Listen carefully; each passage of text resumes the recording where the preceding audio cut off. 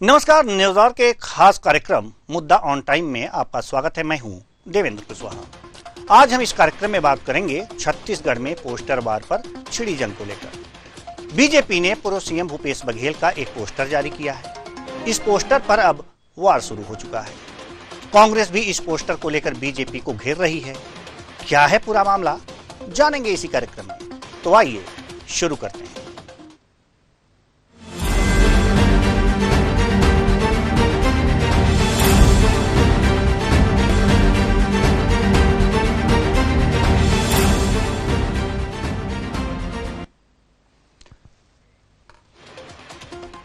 UP के जैसे ही छत्तीसगढ़ में भी पोस्टर पॉलिटिक्स शुरू हो गई है। राजधानी रायपुर में बीजेपी ने एक बार फिर से पोस्टर वार शुरू किया है, जिसमें पूर्व मुख्यमंत्री भूपेश बघेल पर तंज कसा गया है। पोस्टर में लिखा है, ठगेस से ट्रेनिंग लेकर आ रहे हैं, जो गुंडे और बदमाशों को लेकर एक स्पष्ट इशारा है। इससे पहले भी बीजेपी ने कांग्रेसी नेताओं के साथ गुंडे और बदमाशों के फोटो वायरल किए थे, जिससे राजनीतिक माहौल में गर्मी बढ़ गई है। भाजपा के प्रदेश महामंत्री संजय श्रीवास्तव ने कहा है कि निश्चित रूप से बीजेपी ने एक सही पोस्टर जारी किया है, क्योंकि पिछले 5 सालों में अपराधियों के हौसलों को बुलंद करने में भूपेश बघेल का लंबा हाथ रहा है। सुनिए। ये जहां पर भी कोई घटनाएं होती हैं, चाहे हम प्रदेश की बात करें चाहे देश की बात करें, कोई भी आपराधिक घटनाओं में, कोई भी गलत कृत्यों में अधिकांश ये प्रकरण है उसमें कांग्रेस के नेता संलिप्त पाए जाते हैं। आज हम छत्तीसगढ़ की बात करें, पिछले 5 वर्षों में चाहे शराब घोटाला हो, सैंड का घोटाला हो, कोल घोटाला, उसमें कांग्रेस के नेता संलिप्त पाए गए अधिकारियों के साथ में। आज कुछ घटनाएं जो बलरामपुर से लेकर सूरजपुर और अन्य जगहों पर हुई है, वहां पर भी चाहे हम बलौदा जार की बात करें, वहां पर कांग्रेस के नेता उसमें संलिप्त पाए गए। अर्थात आचरण अपराधियों के जैसा क्यों होता है, और आखिर कांग्रेस एक संगठन के रूप में काम कर रही है। आखिर कैसे लोगों को संगठन में लेती है, कैसे लोगों को दायित्व देती है कि कहीं एनएसयूआई के जिलाध्यक्ष, कहीं युवक कांग्रेस के जो कार्यकर्ता, कल ही एक कांग्रेसी पार्षद ने एक हत्या कर दी, कल जो समाचार पत्रों में आया। तो मुझे लगता है यही आचरण इस बात को इंगित करता है कि अपराध से कितना प्रेम संबंध है कांग्रेस के नेताओं को और कांग्रेस के बड़े नेताओं का। यही हमारा उन पर कटाक्ष है कि आखिर अपराधी कांग्रेस के साथ में क्यों। वहीं बीजेपी के पोस्टर को लेकर कांग्रेस बीजेपी पर हमलावर है। पीसीसी चीफ दीपक बैज ने कहा है कि जब बीजेपी के पास कोई मुद्दा नहीं होता है तो वह पोस्टर जारी कर विपक्ष पर सवाल खड़े करती है। उन्होंने कहा कि अपराधियों को शरण कौन दे रहा है, यह प्रदेश की जनता जानती है। सुनिए दीपक बैज को। चाहे देश की राजनीतिक देखे या प्रदेश की राजनीतिक देखे, जब भारतीय जनता पार्टी पूरी तरह विफल होती है तो वो दूसरे के दोष देने के अलावा उनके पास कुछ भी विकल्प नहीं रहता है। इनको स्वीकार कर लेना चाहिए कि गोली अंबिकापुर में भी चल रही है, गोली रायपुर में भी चल रही है, सेंट्रल जेल में चल रही है, जसपुर में गोली चल रही है। क्या ये अपराध नहीं है क्या? तो इसके जिम्मेदार कौन लेगा? छत्तीसगढ़ की जनता देख रही है और कहीं न कहीं इसका जवाब दक्षिण विधानसभा चुनाव में मिलेगा। तो पोस्टर वार उत्तर प्रदेश की तरह छत्तीसगढ़ में पोस्टर वार शुरू हो चुका है। आज इसी पोस्टर वार पर करेंगे चर्चा, और चर्चा के लिए हमारे साथ जो मेहमान जुड़े हुए हैं उनसे आपका परिचय करा दें। निपेंद्र पटेल जी, बीजेपी प्रवक्ता, बहुत बहुत स्वागत है आपका हमारे इस कार्यक्रम में। साथ ही साथ जावेद खान जी कांग्रेस से हैं हमारे साथ, बहुत बहुत स्वागत है आपका भी हमारे इस कार्यक्रम में। चर्चा की शुरुआत करेंगे तो कांग्रेस से ही शुरुआत करते हैं। जावेद खान जी, आपसे ही शुरुआत करते हैं। पोस्टर को लेकर बड़ा बेचैनी है कांग्रेस में, देखा गया है।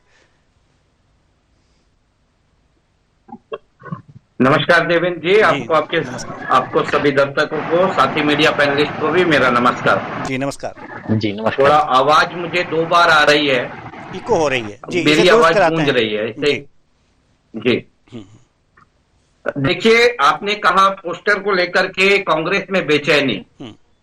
कांग्रेस में कहीं कोई बेचैनी नहीं है। कांग्रेस तो सिर्फ देख रही है, जो विष्णु का सुशासन और राम राज्य का नारा लेकर के आए थे, 10 महीने में ही वो सरेंडर कर चुके हैं, उन अपने हाथ खड़े कर चुके हैं, कानून व्यवस्था उनके हाथ से निकल चुकी है, और अब उनके पास में सिर्फ कांग्रेस के नाम का रोना रोने के अलावा कुछ नहीं है। अभी भारतीय जनता पार्टी के प्रवक्ता ने कहा कि कांग्रेस कैसे कैसे लोगों को अपनी पार्टी में ले लेती है। तो मैं आपको कुछ दिखाना चाहता हूं। ये है जीत उर्फ राजीव रक्षित। ये लॉकडाउन के दौरान फर्जी तहसीलदार बनकर के जगदलपुर में घूम रहे थे और यहाँ के व्यापारियों को लॉकडाउन में तय सीमा में दुकान नहीं बंद करने के नाम पर बकायदा रसीद से चालानी कार्रवाई कर रहे थे। और ये आज छत्तीसगढ़ के कद्दावर नेता मंत्री केदार कश्यप के बड़े करीबी हैं। अब क्या भारतीय जनता पार्टी बोलेगी कि केदार कश्यप जी कैसे लोगों को ट्रेनिंग दे रहे हैं? क्या केदार कश्यप जी उस समय विपक्ष में रहते हुए लॉकडाउन के समय से फर्जी तहसीलदार तैयार कर रहे थे क्या? दूसरा मैं आपको बताना चाहता हूं, ये है तुषार गोयल। ये 562 किलो कोकीन के साथ में पकड़ाता है। 562 किलो कोकीन के साथ, और भारतीय जनता पार्टी के सारे बड़े नेताओं के साथ में इसकी फोटो होती है।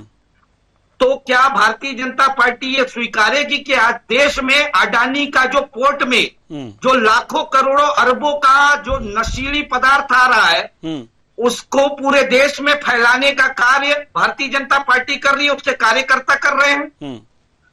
देखिए देवेंद्र जी, ये सीधा सीधा हताशा और निराशा है भारतीय जनता पार्टी शायद सरकार की। इन्होंने 2 बार एसपी कलेक्टरों के साथ में समीक्षा बैठक की। हमने उसका स्वागत किया, हमने कहा देर आए दुरुस्त आए, लेकिन अच्छी बात है। लेकिन उस समीक्षा बैठक से कुछ हाथ लगा नहीं, उल्टा अपराध बढ़ते गए। तो हम तो इनसे कहते हैं कि 2 बार एसपी कलेक्टरों की समीक्षा बैठक आप कर चुके, एक बार प्रदेश के गृह मंत्री की समीक्षा करिए, उनके कार्यकाल की समीक्षा करिए कि उनके गृह मंत्रालय में आज 10 महीने में ऐसा क्या हो गया कि अपराध संभल नहीं रहे हैं। और तीसरी और अंतिम बात कहूंगा, पीसीसी अध्यक्ष दीपक बैज जी ने प्रेस वार्ता करके वो स्पष्ट रूप से कहा था कि वो कांग्रेस का छोटा बड़ा कोई नेता हो, अगर किसी तरह के अपराध में संलिप्त पाया जाता है तो प्रदेश सरकार उसे अपराधी के रूप में ही देखे, अपराधी के रूप में ही उस पर कार्रवाई करे, किसी कांग्रेसी या किसी भाजपाई के रूप में ना सोचे जी। देखिए, छोटा सा प्रदेश है, यहाँ पर प्रत्यक्ष और अप्रत्यक्ष रूप से हर व्यक्ति किसी न किसी दल से जुड़ा होता है। हम तो नहीं कह रहे थे जब वो जीत राजीव दीक्षित फर्जी तहसीलदार बन के घूम रहा था कि वो भारतीय जनता पार्टी, हमने तो कोई पोस्टर जारी नहीं किया था। हमने तो नहीं कहा कि केदार कश्यप जी के आदमी है, वो ट्रेनिंग दे करके भेजे हैं। तो अपनी विफलताओं को छिपाने के बजाय अपना आत्म मंथन करे, आत्म-आकलन करे और प्रदेश को सुचारू रूप से चलाए भारतीय जनता पार्टी। बिल्कुल बिल्कुल बिल्कुल ऐसा होना चाहिए। हमारे साथ मनीष वोरा जी भी जुड़ चुके हैं, वरिष्ठ पत्रकार हैं। बहुत बहुत स्वागत है आपका हमारे इस कार्यक्रम में। चर्चा की शुरुआत हो चुकी है, आएंगे आपके पास, लेकिन आपसे पहले निपेंद्र पटेल जी जो बीजेपी से हैं हमारे साथ जुड़े हुए हैं। आपने जावेद खान जी को सुना, उन्होंने कहा है कि अपराधी अपराधी ही होता है, उसे बीजेपी और कांग्रेस के चश्मे से ना देखा जाए। इन्होंने साफ साफ इस बात को कहा है, अपराधी अपराधी होता है। लेकिन इसके साथ साथ इन्होंने जो उदाहरण दिए हैं जीत उर्फ राजीव रक्षित का, जो कि फर्जी तहसीलदार बनकर कोरोना काल में घूम रहे थे और अब केदार कश्यप जी के करीबी हैं, तो इस तरह की बातें सामने आ रही हैं। एक और उदाहरण दिए थे, उदाहरण तो बहुत सारे होंगे इनके पास, लेकिन जवाब आप दे दीजिए। जी, लॉकडाउन में सरकार किसकी थी? इनको कार्रवाई करनी चाहिए थी, जांच करनी चाहिए थी। अभी जितने भी छत्तीसगढ़ में विधानसभा और लोकसभा चुनाव हारने के बाद में कांग्रेस बौखलाई हुई है, आज हर अपराध के पीछे कांग्रेस कार्यकर्ता और उनके पदाधिकारी दिखाई दे रहे हैं। कांग्रेस पार्टी छत्तीसगढ़ को अराजकता की आग में झोंकना चाहती है। सूरजपुर में जो एक पुलिस आरक्षक की पत्नी और बच्चे की हत्या में पहले इनके एनएसयूआई के अध्यक्ष ने क्या कहा कि वो हमारी पार्टी से जुड़ा हुआ नहीं है, और बाद में इनका एनएसयूआई का अध्यक्ष ही खुद उसमें संलिप्त पाया गया हत्या में। महासचिव, और हर अपराध के पीछे आज जो है वो कांग्रेस और इनका षड्यंत्र जो है वो सामने आ गया है, तो इसे बखलाई हुई है। देखिए, हमने पोस्टर इसलिए जारी किया है कि ये अभिव्यक्ति का एक अच्छा माध्यम होता है, जो पढ़े लिखे नहीं है उनको भी समझ में आता है। भूपेश बघेल जी इनके पार्टी के मुखिया हैं, तो स्वाभाविक है उंगली तो इनके ऊपर भी उठेगी। सबसे पहले तो छत्तीसगढ़ में 2018 के विधानसभा चुनाव से पहले फर्जी सीडी जारी करने के केस में तो भूपेश जी ही अंदर हुए थे, और उनके ऊपर अभी भी केस चल रहा है। उनके जो मीडिया सलाहकार रहे हैं विनोद वर्मा जी, वो भी सीडी बांटने के केस में गए हुए हैं। तो अपराध, कांग्रेस ने राजनीति का अपराधीकरण कर दिया है और अपराधियों का कांग्रेसीकरण कर रही है। आज जितने भी छत्तीसगढ़ में अपराध हो रहे हैं, इन सब के पीछे जो है वो कांग्रेस का हाथ स्पष्ट नजर आ रहा है। सरकार इस बात की जांच कर रही है और अपराधियों और दोषियों को कानून के अनुसार सजा भी अवश्य मिलेगी। बिल्कुल, कानून के अनुसार सजा भी अवश्य मिलेगी, लेकिन पोस्टर का मतलब क्या है ये समझना चाहेंगे मनीष बोरा जी से। जी मनीष बोरा जी।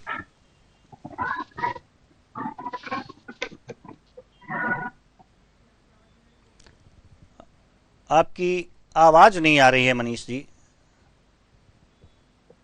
जी मनीष जी, आपकी आवाज हम तक नहीं पहुंच पा रही है, शायद म्यूट हो आप, आपकी तरफ से देख लीजिएगा। जी जी जी जी बोलिए। आवाज आ रही है मेरी? जी जी बिल्कुल आ रही है, अब आ रही है। जी, मैंने ये कहा कि ये चुनावी दौर चल रहा है, चुनाव यहाँ चल रहा है छत्तीसगढ़ में, और उस दरमियान इस प्रकार की चीजें लगातार सामने आती रहेंगी। लेकिन इन चीजों के बीच में सबसे महत्वपूर्ण चीज ये है कि आप जो कुछ भी कह रहे हैं वो चीजें, उसमें ये दो लाइनें मैं कहना चाहूंगा कि आपके जो दामन है, आपके दामन में इत्र की महक हो ना हो, लेकिन आपके जज्बात और अल्फाज जो होते हैं वो हमेशा महकदार होना चाहिए।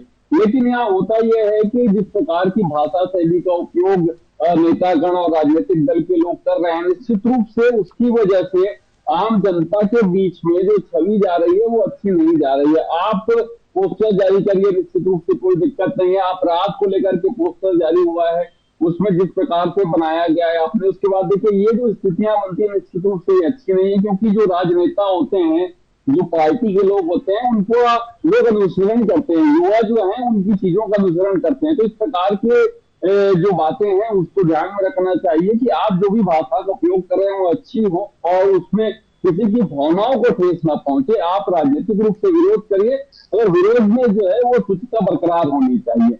अभी जो बात अपराध को लेकर के हो रही थी, निश्चित रूप से अपराध की बात यदि छत्तीसगढ़ में की जाए तो मुझे लगता है चाहे सरकार भारतीय जनता पार्टी की रही हो चाहे कांग्रेस की सरकार रही हो, छत्तीसगढ़ में अपराधों को लेकर जो स्थिति कांग्रेस की सरकार में थी, तो वो वही स्थितियां वर्तमान में भारतीय जनता पार्टी के शासनकाल में भी देखने को मिल रही है। और इसमें यह कहकर कि कोई राजनीतिक दल का व्यक्ति या राजनीतिक दल जानबूझ करके अराजकता पैदा करने का प्रयास कर रहा है, तो मुझे लगता है सरकार और सरकार में बैठे हुए लोग अपनी जिम्मेदारियों से बच नहीं सकते हैं। यदि वो अपराध करने का षड्यंत्र कर रहे हैं, यदि वो अराजकता फैलाने का षड्यंत्र कर रहे हैं, तो मुझे लगता है कि आपका इंटेलिजेंस जो है वो पूरी तरीके से फेल है, आपकी शासन व्यवस्था पूरी तरीके से फेल है। यदि ये स्थितियां हैं और वो ऐसा करने का प्रयास कर रहे हैं, उसमें लगातार सफल हो रहे हैं, तो मुझे लगता है ये आपकी सबसे बड़ी विफलता है कि उनको आप सफल होने का मौका दे रहे हैं, उनके षड्यंत्रों को कामयाब होने का मौका दे रहे हैं। आपका इंटेलिजेंस पूरी तरीके से फेल है, वो सीधे तौर पर आप तक जानकारियां नहीं पहुंच पा रही है। हजारों की संख्या में लोग कलेक्ट्रेट जैसे ऑफिस में इकट्ठे हो जाते हैं और उसकी जानकारी प्रशासन को नहीं हो पाती है, तो ये बहुत बड़ा फेलियर है। इसमें निश्चित रूप से गंभीरता से विचार करने की आवश्यकता है। लेकिन यदि इसमें कांग्रेस के लोग हैं और कांग्रेस के पदाधिकारी संलिप्त है, तो मुझे लगता है कि ये स्थितियां क्यों निर्मित होने दे रहे हैं आप। इस प्रकार की घटनाओं को होने के पूर्व ही सूचना जो है वो शासन को मिलना चाहिए और इन घटनाओं को होने से रोका जाना चाहिए। जी बिल्कुल, बिल्कुल सही बात आपने कही है कि इन घटनाओं को होने से पहले ही सूचना सरकार को मिलनी चाहिए और उसे रोकने के उपाय होने चाहिए। जावेद खान जी, हम आपके पास आएंगे, लेकिन उससे पहले एक सवाल है जो निपेंद्र पटेल जी से हम करना चाहते हैं। अगर आप मान रहे हैं कि अपराधी जो हैं वो भूपेश बघेल जी से ट्रेनिंग लेकर के आए हैं, जैसे कि आप लोगों ने पोस्टर में ठगेश से ट्रेनिंग लेकर आ रहे हैं, ऐसा आप लोगों ने लिखा है, ठीक है, अच्छी बात है। आप जान रहे हैं ट्रेनिंग देने वाला कौन है और ट्रेनिंग लेने वाला कौन है। जब आप जान ही रहे हैं तो पोस्टर जारी करने की जरूरत क्या है? सीधे पकड़िए, जेल में डालिए। जी, आम जनता तक तो संदेश पहुंचाना भी जरूरी है ना कि छत्तीसगढ़ में जो अपराध हो रहे हैं आखिर उनका संरक्षक कौन है, ये आम जनता को बताना भी तो जरूरी है। और पोस्टर एक अभिव्यक्ति का बहुत ही सशक्त माध्यम है, चाहे वो सोशल मीडिया के माध्यम से हो या अखबारों के माध्यम से हो। तो हम जनता तक ये संदेश पहुंचाने चाह रहे हैं कि छत्तीसगढ़ में कांग्रेस हारने के बाद में जितने भी जो अपराध हो रहे हैं उनके पीछे आखिर षड्यंत्रकारी कौन है, कौन उनके संरक्षक हैं। नहीं तो जो संरक्षक होते हैं, अपराधियों के जो संरक्षक होते हैं वो भी अपराध की श्रेणी में आते हैं, वो भी एक तरह से अपराधी ही माने जाते हैं। तो दोनों को बंद कर दीजिए वैसे ही। जी बिल्कुल जी, दोनों को जेल के अंदर डालिए। जी बिल्कुल, पुलिस में डालिए। नहीं, पुलिस की जांच हो रही है, जांच के बाद ही तो कार्रवाई होगी ना जी। तो सीधे किसी को पकड़ के, और खासकर जो पूर्व मुख्यमंत्री हैं या राजनेता, उनको सीधे तो जेल में नहीं डाल सकते ना। बिल्कुल, पुलिस की जांच और उसके बाद ही कार्रवाई होगी। जी, पुख्ता सबूत के साथ। बिल्कुल सही बात आपने कहा है कि अगर जो पुख्ता सबूत नहीं होगा तो दिक्कत आ जाएगी। अब जावेद खान जी, आपको कुछ कहना है नितिन पटेल जी के इस बयान पर? देवेंद्र जी देखिए, जब मैंने इन्हें 2 उदाहरण दिए सिर्फ, तो इनका जवाब क्या था? सरकार किसकी थी, जिम्मेदारी किसकी थी। जब ये विपक्ष में होते हैं तो जिसकी सरकार होती है उसको बोलते हैं जिम्मेदारी आपकी है। आज जब नहीं तो उन्होंने गलत क्या कह दिया? उन्होंने सही कहा। नहीं, उन्होंने सही कहा। हाँ जी बिल्कुल। तो फिर आज उस चीज को ये स्वीकारें ना, जिम्मेदारी हमारी है। बड़े मन से क्यों नहीं कहते कि हमारी जिम्मेदारी अपराध को खत्म करने की, और हम अपराध को खत्म करेंगे। हम अगर अपराध खत्म नहीं होगा तो हम जिम्मेदारी लेंगे, और जिम्मेदारी लेकर के अपने पदों से भी इस्तीफा देंगे। क्यों नहीं कहते ये? पर लेकिन ये सिर्फ और सिर्फ कांग्रेस के ऊपर दोष मरते हैं। अपराध खत्म करने में, अपराधियों को पकड़ने में। दूसरी सबसे मैं ऐसे कई उदाहरण दे सकता हूं जावेद जी को जिनमें कांग्रेसी नेताओं की संलिप्तता है। सुनिए, अरे सुनिए ना साहब, सुनिए। देखिए, देवेंद्र यादव को इन्होंने गिरफ्तार करके रखा, 3 महीने से रखा हुआ है। पेशी पर सरकार की तरफ से जाते हैं, बोलते हैं और समय चाहिए। अरे सबूत इकट्ठा नहीं कर पा रहे हैं ये, और सिर्फ समय पे समय मांग रहे हैं। और एक समय के बाद में कोर्ट भी इनके ऊपर में सख्त टिप्पणी करेगा, और वैसे भी हाई कोर्ट सख्त टिप्पणी कर चुका है लॉ एंड ऑर्डर को लेकर के। तीसरी एक और मामला बताता हूं मैं, ये 5 तारीख का है, जुआ का मामला। जुआ पकड़ने गई थी पुलिस, दैनिक भास्कर में छपा है। पूरी की पूरी पुलिस टीम को जुआरी लोग किडनैप कर लेते हैं, अपने कब्जे में ले लेते हैं। उसको छुड़ाने के लिए दूसरी टीम जाती है, तब वो बेचारे बच के आते हैं। अब आप समझिए कि प्रदेश में लॉ एंड ऑर्डर कैसा है। अब ये मत कह देना कि वो जुआरी कांग्रेसी थे। आज किरण देव जी बस्तर से है, जगदलपुर से किरण देव जी प्रदेश अध्यक्ष है। एक लड़की को केवल लिफ्ट देने के नाम पर एक व्यक्ति लेकर के जाता है, उसके साथ में बलात्कार कर देता है। अब आप अगर मीडिया वहां जाके किरण देव जी से पूछेंगे तो वो कहेंगे वो आदमी कांग्रेसी था। अभी क्या अपने आप का हंसी का पात्र बना रहे हो, मजाक बना रहे हो?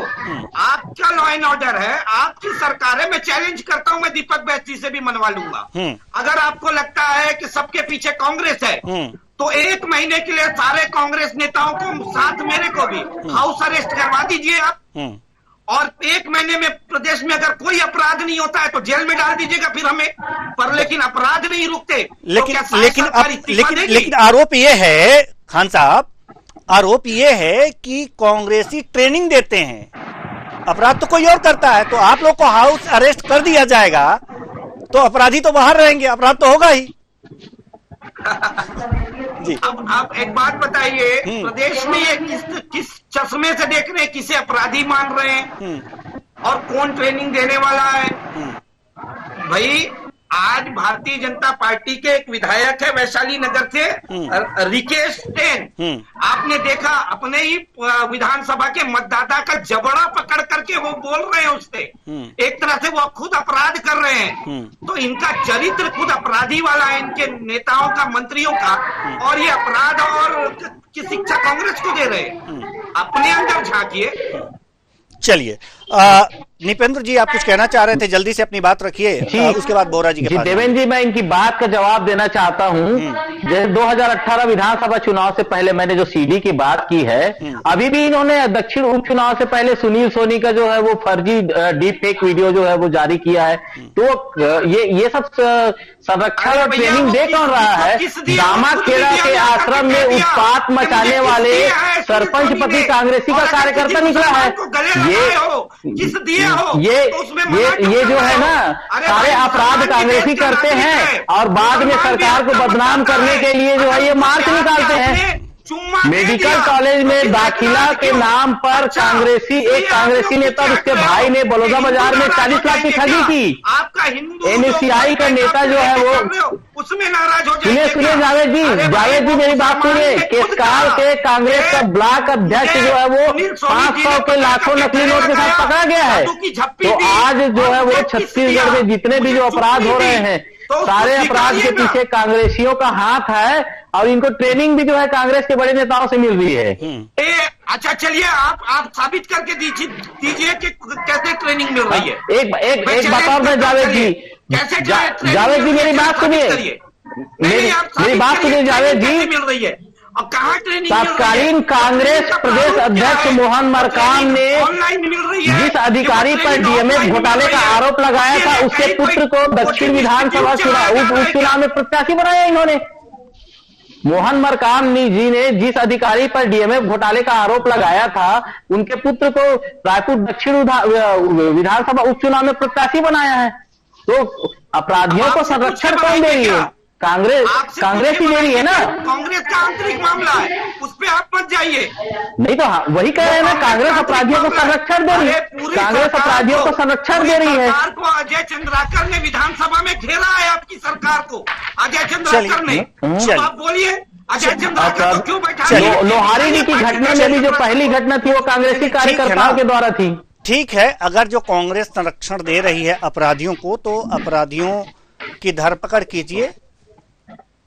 वैसे ही बिल्कुल हो रही है, सरकार के द्वारा धरपकड़ हो रही है, जांच हो रही है और कार्रवाई भी होगी और निश्चित रूप से उनको सजा भी मिलेगी देवेंद्र जी। बिल्कुल सजा मिलनी भी चाहिए।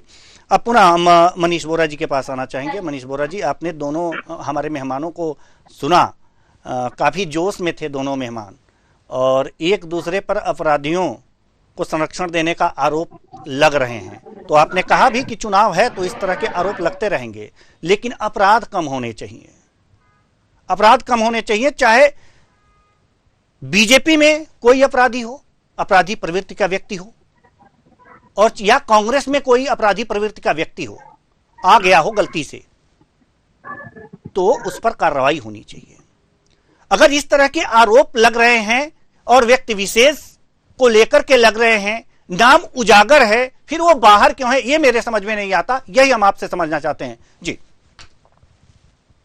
बिल्कुल मैं आपकी बात से सहमत हूँ। भारतीय जनता पार्टी के प्रवक्ता अभी कह रहे थे कि जब तक कोई जिम्मेदार व्यक्ति है, पूर्व मुख्यमंत्री है, उसको हम ऐसे ही गिरफ्तार नहीं कर सकते। निश्चित रूप से आपकी बात बिल्कुल सही है, जब तक उसके खिलाफ कोई सबूत न हो आप गिरफ्तार नहीं कर सकते। लेकिन एक राष्ट्रीय पार्टी, एक जो विश्व की सबसे बड़ी पार्टी होने का जो दम भरती है, वो पार्टी किसी व्यक्ति को लेकर के सीधे तौर पे कोई पोस्टर जारी करे और उसके प्रवक्ता ये कहे कि हम उसको गिरफ्तार नहीं, इन्हीं की भाषाओं में विरोधाभास है सीधे तौर पे।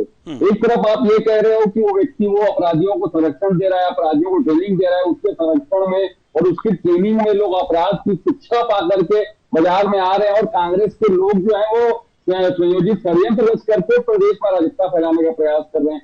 दूसरी तरफ आप ये कहते हैं कि वो व्यक्ति जिसको आप अपराधी ठहरा रहे हैं, जिसको अपराधियों को संरक्षण देने का, अपराधियों को ट्रेनिंग देने का आरोप लगा रहे हैं, उसको सीधे तौर पे गिरफ्तार करने से भी इनकार करते हैं, उसके ऊपर सीधे तौर पे कार्रवाई करने से भी इनकार कर रहे हैं। तो ये विरोधाभास सीधे तौर पे दिख रहा है। चुनावी दौर है, आरोप प्रत्यारोप लगते हैं। वहीं हम कांग्रेस की भी बात करते हैं। अभी कांग्रेस पे जो प्रत्याशी हैं उपचुनाव में, उनका एक वीडियो जारी हुआ जिसमें वो सीधे तौर पर धमका रहे हैं पूरे प्रदेश में आग लगा दूंगा। वीडियो कितना सही है कितना झूठ है मैं इसके बारे में नहीं जा रहा हूँ, लेकिन एक वीडियो उनका भी जारी हुआ है, सीधे तौर पे वो लोगों को धमका रहे हैं, बहुत सारे लोगों के बीच में है, ये दिख रहा है उस वीडियो में। उस वीडियो की सत्यता की मैं कोई प्रामाणिकता नहीं बता रहा हूँ, लेकिन ये हुआ है। तो इस प्रकार की जो स्थितियां, मैंने कहा ना कि ये लगातार चुनावी दौर है और ये सब चलता रहेगा, और जनता जो है वो मुझे लगता है नीर और चीर का भेद अवश्य करेगी और समय आने पर अपना जवाब देगी। जी बिल्कुल, समय आने पर अपना जवाब जनता देगी, और आरोप प्रत्यारोप का दौर तो ऐसे राजनीतिक दलों में चलता ही रहेगा। समय नहीं तो इस चर्चा को और आगे बढ़ाते। बहुत बहुत धन्यवाद तीनों मेहमानों का, आप आए और अपने अपने विचार साझा किए। तो पोस्टर पॉलिटिक्स चल रही है, अपराधियों को लेकर पोस्टर लगाए गए हैं और ये कहा जा रहा है कि फला राजनीतिक पार्टी इनको संरक्षण दे रही है, इनको ट्रेनिंग दे रही है। सवाल यह है कि ये तो राजनीति से प्रेरित पोस्टर है, अगर कोई अपराधी है तो उस पर नियमानुसार कार्रवाई होनी चाहिए, यही प्रशासन का काम है, और शासन इसको मॉनिटरिंग करती है, देखती है कि वास्तव में अपराध कम हो रहे हैं या नहीं, और नहीं हो रहे हैं तो उसको कम करने के उपाय करती है, प्रशासन पर दबाव डालती है। लेकिन पोस्टर लगा करके ये दबाव डाला जाए, यह समझ से परे है। अगर वास्तव में अपराध को कम करना है तो अपराधियों पर कार्रवाई होनी चाहिए। जिस तरह से यूपी में हुआ, बुलडोजर चला, अपराधी अपने गले में तख्ती लटका कर ये कहने लगे कि मुझे अंदर डाल दो, तो कुछ ऐसा कीजिए।